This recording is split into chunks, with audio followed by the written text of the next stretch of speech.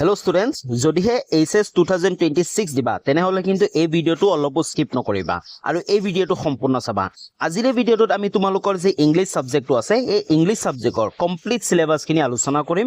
তোমালোকৰ কোনকেটা chapter final এক্সামত আহিব, কোনকেটা চেপ্টাৰৰ পৰা কিমান নম্বৰ আহিব আৰু তোমালোকৰ কোৱেশ্চন প্যাটাৰ্নবোৰ কেনেকুৱা হ'ব, মানে ফাইনেলত তোমালোকৰ কি কেনেকুৱা ধৰণৰ কোৱেশ্চন আহিব, কিমান নম্বৰ প্ৰশ্ন থাকিব আৰু কি অপচন থাকে।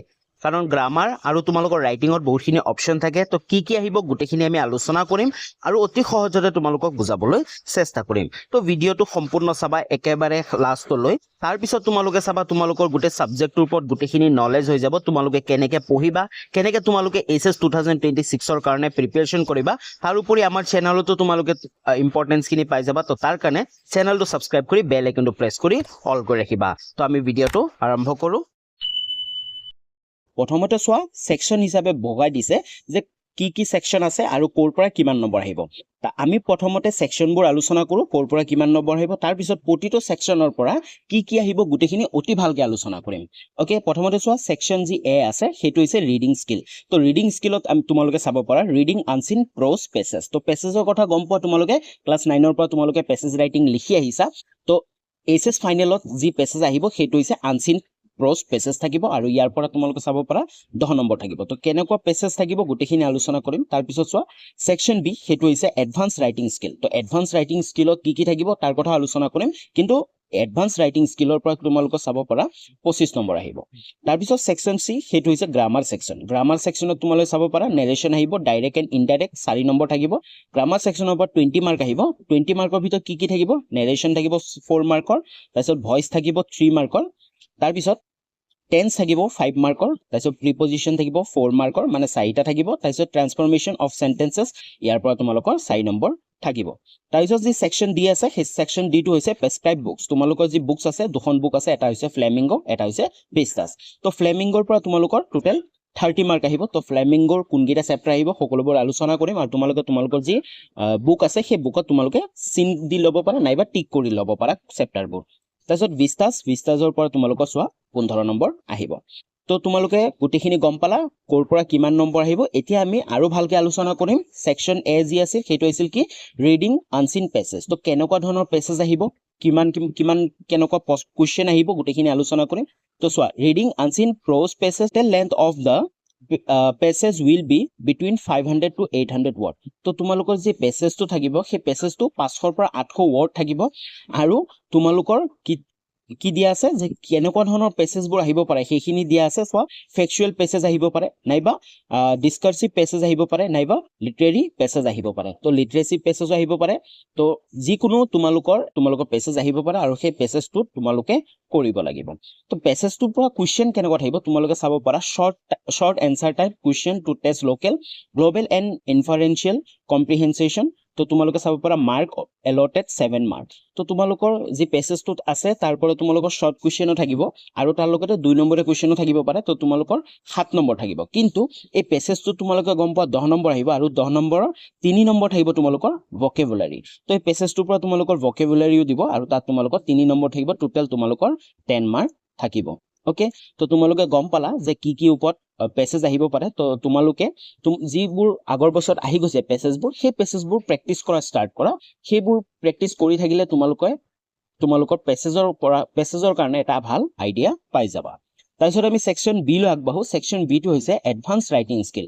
তো তোমালোকে গম পোৱা এডভান্স ৰাইটিং স্কিলৰ পৰা 25 নম্বৰ আহিব। তো কি আহিব, তো কুৱেশ্চন নম্বৰ যি প্ৰশ্ন কাকতত 2 নম্বৰ কুৱেশ্চনটো থাকিব সেইটোৱে থাকিব 1 out of 2 short comprehension of not more than 50 word each. Example, advertisement and notice, designing or drafting poster, writing formal and informal invitation and replies. কি থাকিব তোমালোকৰ পোষ্টাৰ ৰাইটিং থাকিব পাৰে, নাইবা তোমালোকৰ এডভাৰটাইজমেন্ট অৰ নোটিছ তোমালোকৰ লিখিব দিব পাৰে। তো যিকোনো তোমালোকৰ দুটা থাকিব, দুটাৰ পৰা তোমালোকে এটা কৰিব লাগিব আৰু লিমিটও দিছে যে 50 ৱৰ্ডৰ ভিতৰত থাকিব লাগিব আৰু তোমালোকে চাব পাৰা 5 নম্বৰ থাকিব। ওকে, তো 3 নম্বৰ কুৱেশ্চন যিটো আছে সেইটো থাকিব তোমালোকৰ a report or a factual description based on verbal input provided 1 out of 2। তো যিকোনো দুটা দিয়া থাকিব, হয় তোমালোকৰ ৰিপৰ্ট এটা দিয়া থাকিব নাইবা তোমালোকৰ ফেক্সুৱেল ডেছক্ৰিপশ্যন এটা দিয়া থাকিব, তাৰ পৰা যিকোনো এটাহে তোমালোকৰ এক্সামত কৰিব লাগে আৰু কিমান ৱৰ্ডছ 100 to 125 ৱৰ্ডৰ ভিতৰত তোমালোকে লিখিব লাগিব আৰু তাত তোমালোকৰ 10 নম্বৰ থাকিব। তো তোমালোকে ৰিপৰ্টৰ কথা গম পোৱা, ৰিপৰ্ট ৰাইটিং অলৰেডি ক্লাছ 9ৰ পৰা তোমালোকে ৰিপৰ্ট ৰাইটিং কৰি আহিছা। তো ৰিপৰ্ট ৰাইটিং তোমালোকৰ থাকিব আৰু এটা থাকিব কি factual description based on verbal input. যেনে ধৰণৰ তোমালোকৰ এটা ফৰ এক্সাম্পল জাৰ্নিৰ কথা থাকিব, তাৰ ওপৰত তোমালোকে লিখিব লাগে, হয়নে? তো এনেকুৱা ধৰণৰ থাকিব। তো তোমালোকৰ বেষ্ট হয় ৰিপৰ্ট ৰাইটিংটো, কাৰণ তোমালোকে ৰিপৰ্ট ৰাইটিংটো আগৰ পৰাই কৰি আহিছা। তো তোমালোকে প্ৰিভিয়াছ ইয়াৰৰ আগৰ বছৰৰ ৰিপৰ্টবোৰ তোমালোকে চাব পাৰা আৰু সেইবোৰ তোমালোকে প্ৰেক্টিচ কৰিব পাৰা, যাতে তোমালোকৰ যি এইচএছ ফাইনেলৰ ৰিপৰ্টটো তোমালোকৰ হয়তো কমন পৰিব পাৰে, নহ'লেও তোমালোকে এটা মোটামুটি আইডিয়া পাই যাবা। তাৰপিছত যি 4 নম্বৰ কুৱেশ্যনটো সেইটো থাকিব writing one out of 2 letters based on verbal input, letter types included. তো 4 নম্বৰ যি কুৱেশ্যনটো থাকিব সেইটো থাকিব তোমালোকৰ লেটাৰ ৰাইটিং। তো লেটাৰ ৰাইটিং কেনেকুৱা আহিব তাৰ কথাও, কেনেকুৱা টাইপৰ আহিব সেইটো ইনক্লুড কৰি দিয়া হৈছে। আৰু 10 নম্বৰ থাকিব চোৱা বিজনেছ অৰ অফিচিয়েল লেটাৰ, তোমালোকৰ বিজনেছ বা অফিচিয়েল লেটাৰ দিব পাৰে, নাইবা লেটাৰ টু দ্য এডিটৰ, তোমালোকে গম পোৱা লেটাৰ টু দ্য এডিটৰ আগতো পাই আহিছা, মেট্ৰিকতো পাই আহিছা। তো লেটাৰ টু দ্য এডিটৰো দিব পাৰে। তাৰপিছত এপ্লিকেশ্যন ফৰ এ জব, তো জব এপ্লিকেশ্যনো তোমালোকক দিব পাৰে। তো তোমালোকে গম পোৱা কেনেকুৱা লেটাৰ টু দ্য এডিটৰ, তাৰপিছত এপ্লিকেশ্যন ফৰ এ জব এপ্লিকেশ্যনবোৰ, তাৰপিছত বিজনেছ অৰ অফিচিয়েল লেটাৰবোৰ কেনেকুৱা থাকে। তো তোমালোকে সেইবোৰ কি কৰিব পাৰা, প্ৰেক্টিচ কৰিব পাৰা। আৰু তোমালোকৰ মাত্ৰ দুটা আহিব, হয় তোমালোকৰ বিজনেছ অৰ অফিচিয়েল লেটাৰ এটা দিব পাৰে আৰু এটা লেটাৰ টু দ্য এডিটৰ দিব পাৰে, তাৰ পৰা যিকোনো এটাহে তোমালোকে লেটাৰ কৰিব লাগিব।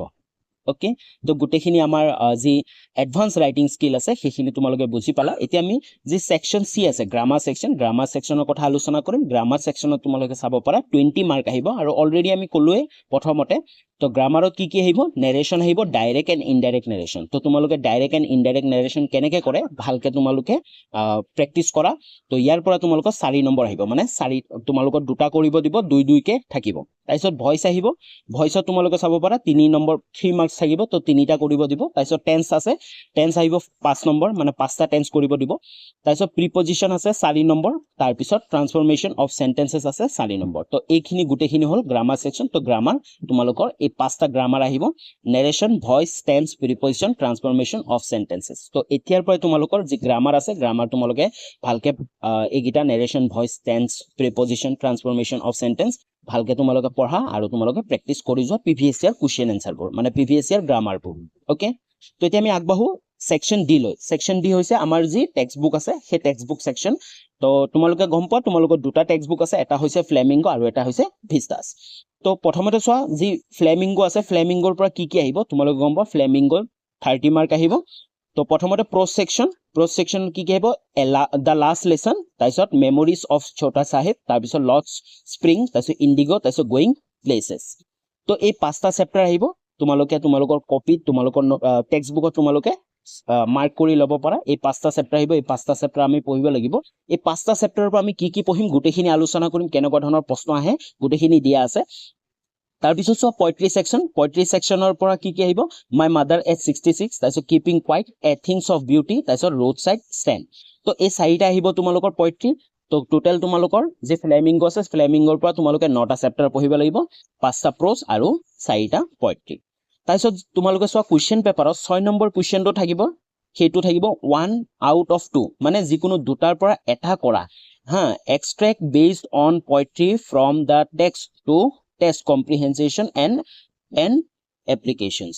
তো তোমালোকৰ যি 6 নম্বৰ কুৱেশ্যনটো থাকিব সেইটো থাকিব তোমালোকৰ যি পয়েট্ৰি 4টা আছে সেই 4টাৰ যিকোনো দুটা পয়েট্ৰিৰ দফা তোমালোকক দি দিব কুৱেশ্যন পেপাৰত, আৰু তাৰ পৰা তোমালোকৰ কি আহিব কুৱেশ্যন থাকিব। তোমালোকৰ হয়তো 4 নম্বৰ থাকিব, তো 1 নম্বৰীয়া কুৱেশ্যনো থাকিব পাৰে, নাইবা 2 নম্বৰীয়া কুৱেশ্যনো থাকিব পাৰে। বেছিভাগ কিন্তু 1 নম্বৰীয়া কুৱেশ্যন থাকে।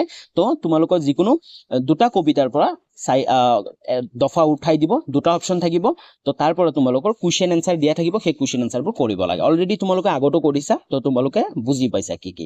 তো তোমালোকে যিকোনো 4টা অপশ্যন আছে কবিতাৰ, তো যিকোনো তোমালোকে দুটা, হয়তো তোমালোকে মাদাৰ এট 66 নাইবা তোমালোকে কিপিং কোৱাইট, এই দুটা কবিতা তোমালোকে ভালকে বা পয়েট্ৰি তোমালোকে অতি ভালকে পঢ়া, তাৰ কুৱেশ্যন এনচাৰবোৰ কৰা, কাৰণ তোমালোকৰ দুটা অপশ্যন থাকিব ন। তো দুটা অপশ্যনত যিকোনো তোমালোকৰ দুটাহে দিব।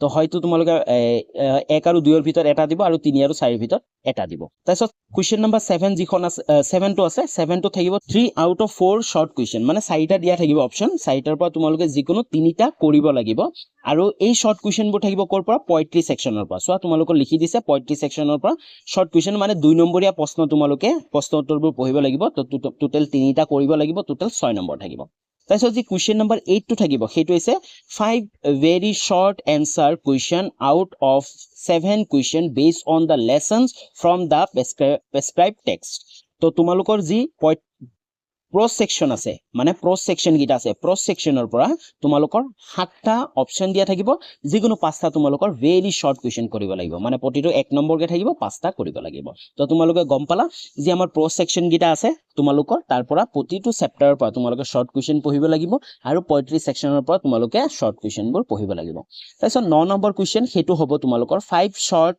answer question out of 7 question based on the lesson from prescribed text তো পুনৰ প্ৰস সেকশনৰ পৰা 2 নম্বৰীয়া প্ৰশ্ন থাকিব তোমালোকৰ 7টা দিয়া থাকিব যিকোনো 5টা তোমালোকৰ কৰিব লাগিব আৰু টোটেল 10 নম্বৰ থাকিব ওকে তাৰপিছত 10 নম্বৰ কুৱেশ্যনটো থাকিব হেতু হৈছে 1 out of 2 long answer type questions based on the text তাৰপিছত যি 10 নম্বৰ কুৱেশ্যনটো থাকিব তোমালোকৰ তাত দুটা অপচন দিয়া থাকিব দুটা অপচনৰ পৰা যিকোনো এটা তোমালোকে কৰিব লাগিব লং কুৱেশ্যন আৰু তাত থাকিব কিমান 5 নম্বৰ থাকিব ওকে তো আশা কৰো তোমালোকৰ যি ফ্লেমিংগো আছে সেই ফ্লেমিংগোৰ গুটেখিনি চেপ্টাৰ তোমালোকে গম পাইছা কি আহিব আৰু কেনেকুৱা ধৰণৰ প্ৰশ্ন আহিব তোমালোক গুটেখিনি গম পালা এতিয়া আমাৰ যি সেকেন্ড বুক টেক্সট বুকটো আছে ভিস্টাস তাৰ পৰা তোমালোকে গম পাও 15 নম্বৰ আহিব তো কি চেপ্টাৰ আহিব তোমালোকে চোৱা the tiger king the enemy on the face of it তাৰপিছত memories of childhood তাৰপিছত মাঘ বিহু or মাঘৰ দমাহি তো এই 5টা চেপ্টাৰ আহিব